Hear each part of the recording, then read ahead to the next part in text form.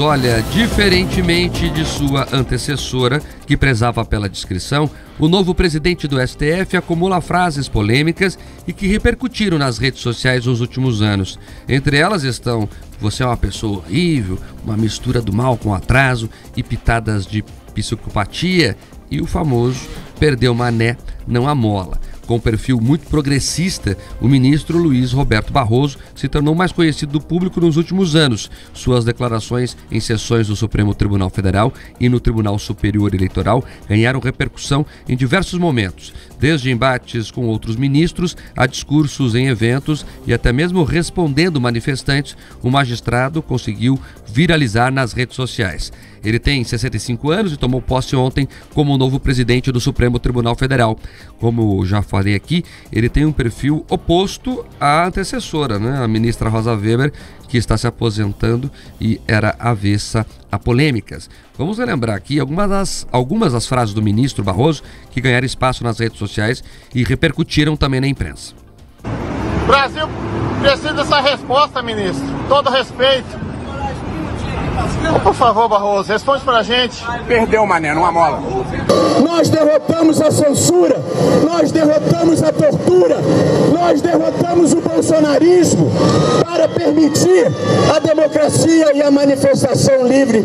Quando esse debate é contaminado por discursos de ódio, campanhas de desinformação e teorias conspiratórias infundadas, a democracia é aviltada.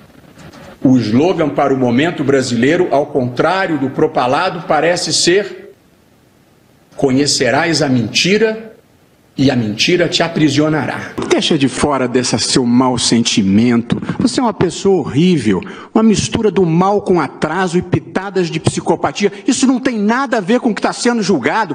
É um absurdo, Vossa Excelência, aqui fazer um comício cheio de ofensas, grosserias. Vossa Excelência não consegue articular um argumento, fica procurando. Já ofendeu a presidente, já ofendeu o ministro Fux. É isso, Luiz Roberto Barroso vai ficar 2 anos à frente da Suprema Corte e caberá a ele pautar julgamentos de temas que estão repercutindo, como a descriminalização do aborto. A cerimônia de posse feita ontem contou com a presença do presidente Lula e de outras autoridades. Vamos conferir o momento em que ele foi oficialmente empossado no cargo.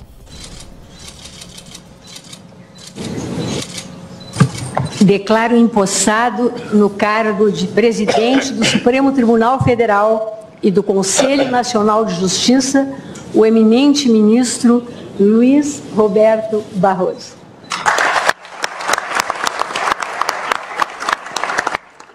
Entre as autoridades paranaenses que acompanharam a solenidade no Supremo Tribunal Federal em Brasília estão o governador Ratinho Júnior e o presidente do Tribunal de Justiça do Paraná, desembargador Luiz Fernando Tomasi Kepping. Então vamos entender que o Supremo Tribunal Federal agora entra em uma nova fase, Se no final de seu mandato ali como presidente, a Rosa Weber já se apresentou como uma militante de carteirinha, pautou lá o aborto, que ela tinha prometido ao movimento feminista, pautou lá a questão do marco temporal, que ela tinha prometido aos indígenas, o Barroso vai ter uma militância ainda maior, pelo menos essa é a expectativa, Os ministros agora têm plano de governo. Você vê ali que eles apresentam ali o que eles querem fazer. Isso não deveria ser assim. Um juiz é um juiz.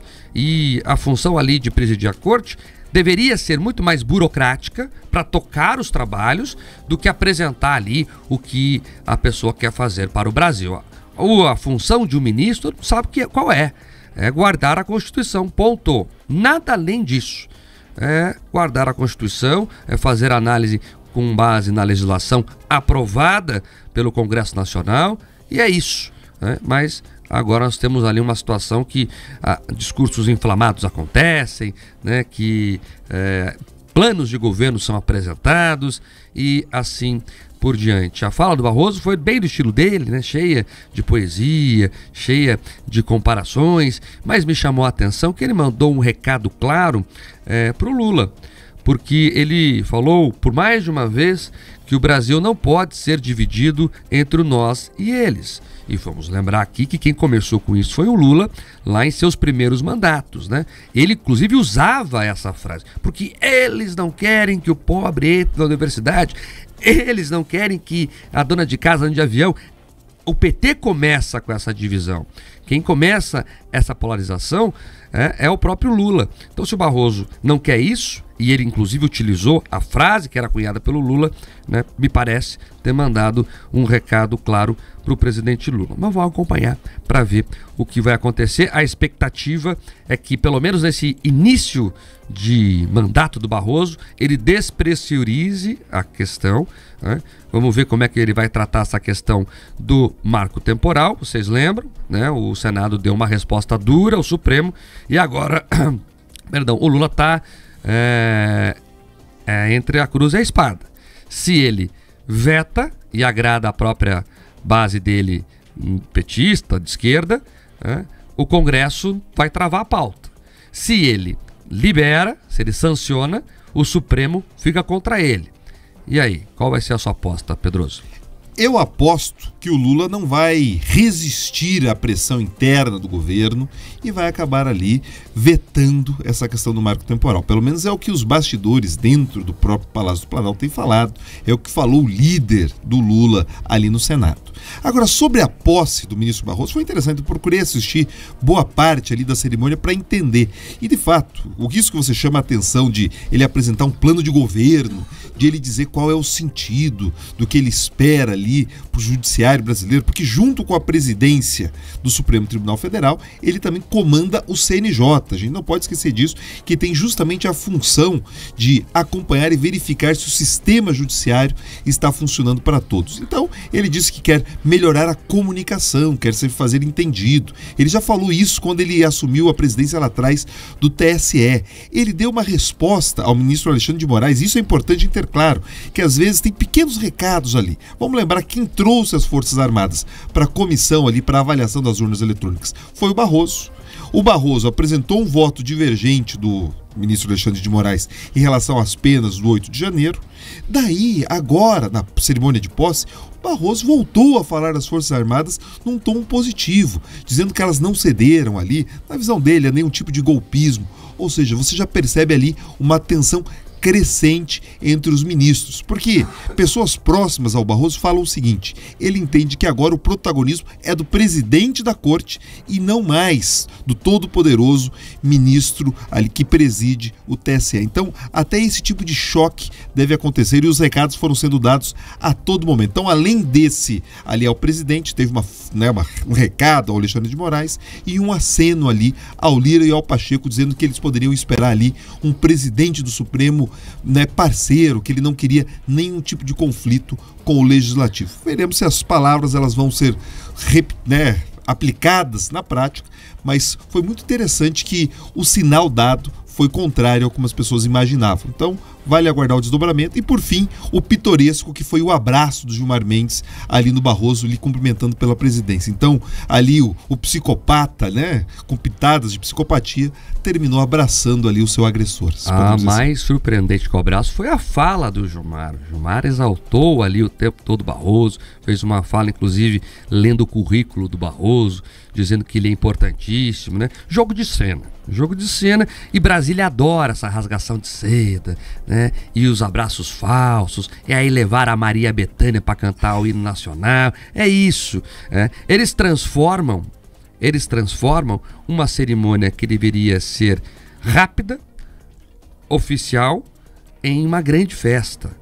Não que depois não possa tomar um vinho na casa, aí é outra coisa, mas ali no momento, uma cerimônia rápida, de passagem de cargo, que passou, pegou, possou, tchau.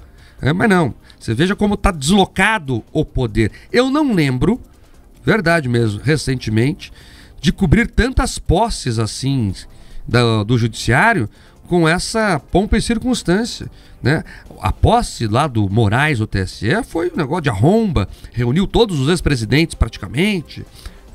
Agora a posse do Barroso também, manchetes em todos os veículos. Isso também mostra um pouco como está deslocado o poder no Brasil. Eles são notícias porque estão emitindo decisões que afetam a vida das pessoas.